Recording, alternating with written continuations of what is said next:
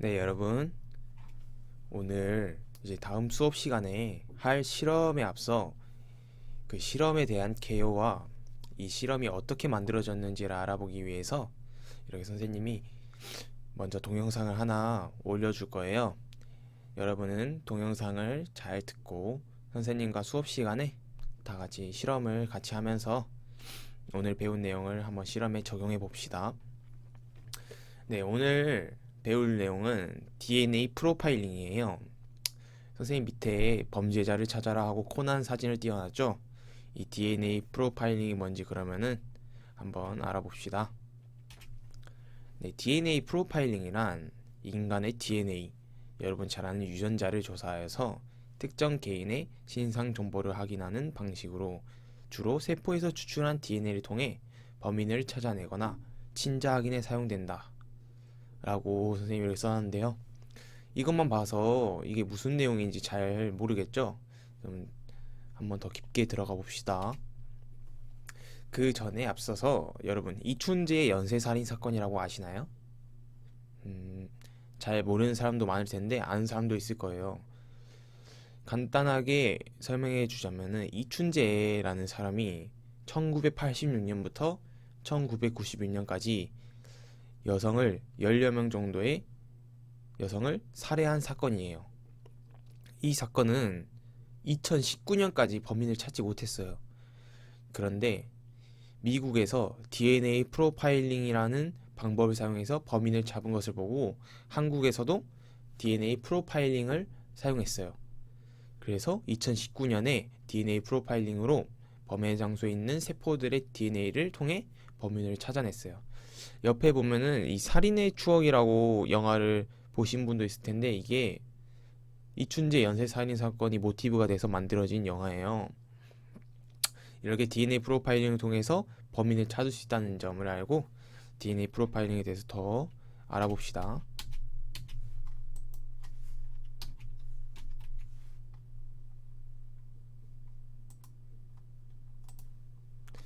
네, DNA 프로파일링 방법인데요. DNA 프로파일링이란 단편 일렬 반복, 즉 STR을 사용해서 분석하는 방법인데요. STR을 많이 들어보지 못했을 것 같아요. 그래서 STR이란 무엇이냐? 짧은 DNA 염기 서열. 여러분 염기가 뭔지 아시죠? 아데닌, 티민, 구아닌, 사이토신 등을 염기라고 했죠. 그래서 DNA 염기 서열이 여러 번 반복되어 있는 DNA 부위를 우리는 STR이라고 해요. 그래서 짧은 염기서열, 단편, 그리고 반복되어 있는, 그래서 반복되어 있는에서 STR 분석법이라고 하고요. 그러나 이게 사람마다 반복 횟수가 달라요. 만약에 선생님이 있고 선생님의 뭐 가족이 있으면은 서로 반복 횟수가 달라요. 그래서 이를 이용해서 범죄자를 추정하는데 여기서 중요한 점은 반복 횟수가 똑같은 경우가 있어요. 그래서 여러 개의 STR을 비교해서 범죄자를 찾아야지 확률이 높아집니다.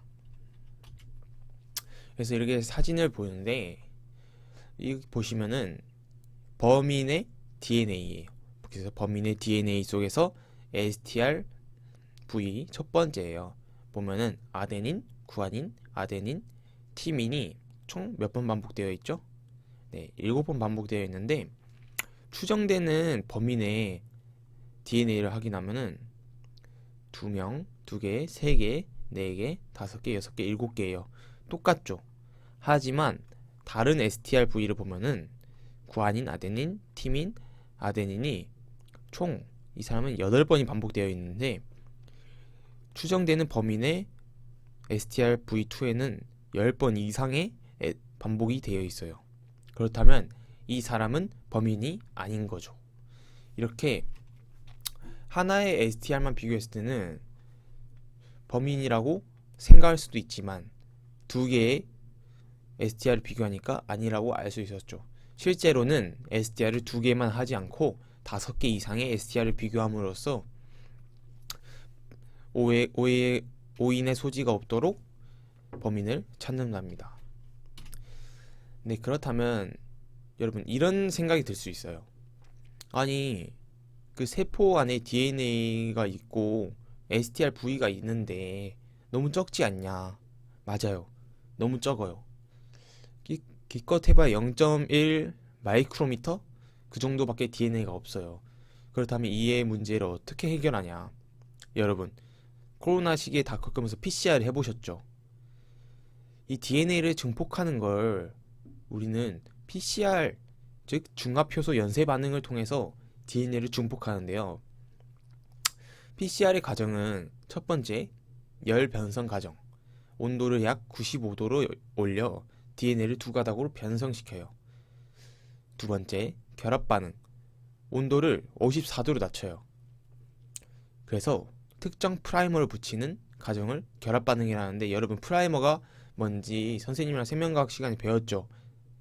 네, 프라이머는 DNA가 복제할 때 성구 물질이 되는 애를 프라이머라고 했죠. 그래서 프라이머가 없으면은 DNA가 복제가 안 되니까 프라이머를 붙여주는 거예요. 하지만 여러분, 여기서 중요한 점은 특정 프라이머를 사용했다는 점, 이거를 기억해 놓고 세 번째로 넘어갈게요. 네, 중합 반응. DNA 중합효소. DNA 중합효소가 뭐죠? 네, 프라이머를 통해서 DNA를 중합하는, 복제시키는 효소가 DNA 중합효소라고 했어요. 그래서 그림을 보면은 이 원래 원본의 DNA가 있어요. 근데 첫 번째에서 온도를 높여서 두 가닥으로 분리를 시켰죠. 그런 다음 선생님이 아까 앞에서 특정 프라이머라고 했죠. 우리 아까 했던 것처럼 여기가 만약 STRV라고 합시다. 그러면 우리는 다른 DNA 부위에는 프라이머를 붙이지 않고 여기에만 프라이머를 붙여요. 그러면은 DNA 중합효소가 이렇게 연장을 시키죠. 네, 그러면 이렇게 첫 번째 사이클이 끝난 거예요. 두 번째 사이클을 가봅시다. 이렇게 연장을 시켰는데 이걸 다시 두 가닥을 변성을 시켰어요. 그 다음에 다시 여기다 프라이머를 붙였죠. 그러면 보면은 이 부위는 뭘까요? 네, 온전한 STR 부위예요. 그렇다면 여기는 아직 완성이 안 됐어요. 그렇다면 다음 세 번째 사이클에는 이렇게 한 가닥, 두 가닥이 하고 프라이머가 여기 붙고 연장을 시키면 저희가 원하는 이중 가닥을 온전히 얻을 수 있어요. 여러분, 이게 완전 그림으로 볼 때는 효율적이지 못할 것 같지만 2분 안에 하나의 DNA를 수천억 개로 만들 수 있어요. 완전 대박이지 않나요? 그래서 2시간 안에 한 가지 DNA를 수억 개, 수천억 개로 만들어서 DNA가 부족한 거를 해결할 수 있어요. 근데 여러분이 아시는 효소는 35도와 40도 사이에서 활성을 띠는 걸로 알고 있어요. 그런데 앞에 보면은 온도가 95도씨인데 여러분, 95도씨면 단백질은 어떻게 되죠? 네, 단백질은 변성이 돼요. 한 번 변성된 단백질이 다시 돌아오기가 힘들거든요. 그렇다면은 기존의 중합효소를 사용할 수가 없어요. 그래서 테크 중합효소라고 온천이나 열수구에 사는 세균에서 발견된 중합효소인데, 이 효소는 온천에서 살잖아요. 그래서 세균이 이 온천의 뜨거운 온도를 버티기 위해서 전체적으로 효소나 단백질들이 뜨거운 온도에서 버틸 수 있는 능력을 가지고 있어요. 그래서 높은 온도에서도 효소의 활성이 나타나는 성질을 가지고 있습니다. 그래서 여기서 사용하는 DNA 중합효소는 테크 중합효소라고 합니다. 네, 그런 다음에 여러분, 우리가 DNA도 얻었고 DNA를 얻은 걸 확인해야 되는데 어떻게 확인해야 되냐? 이때 전기영동이란 걸 사용해요. 전기영동이란 뭐냐? 우리 여러분 배웠죠? DNA나 RNA는 어떤 전기적 성질을 띠죠? 네, 다들 알다시피 음전하를 가지고 있어요. 그래서 만약에 전압을 걸어준다면은 DNA는 플러스 극으로 이동하려는 성질을 가지고 있습니다. 전기용동은 이 DNA나 RNA, 단백질과 같이 전하를 가진 분자들을 분리하기 위해 자주 사용되는 실험 방법 중 하나입니다. 네, 이렇게 그림으로 확인해 보면은 먼저 우리가 DNA를 준비해요. DNA를 준비한 다음에 여기 보면은 미세한 구멍이 있는데 이 미세한 구멍에 DNA를 주입합니다. 보면 위에는 마이너스 전하, 플러스 전하를 해서 전압을 걸어줍니다. 이 전압을 걸어주면은 DNA는 강한 음전하를 가지기 때문에 음전하로부터는 반발성이 생겨서 밑으로 이동하고 양전하와는 친화성이 있기 때문에 이쪽으로 더 이동하려는 성질을 가져요. 네, 그래서 이동을 하면은 이렇게 띠가 생기게 됩니다. 이때 중요한 게 여러분 생각을 해보면 가벼운 게 멀리 갈까요? 무거운 게 멀리 갈까요?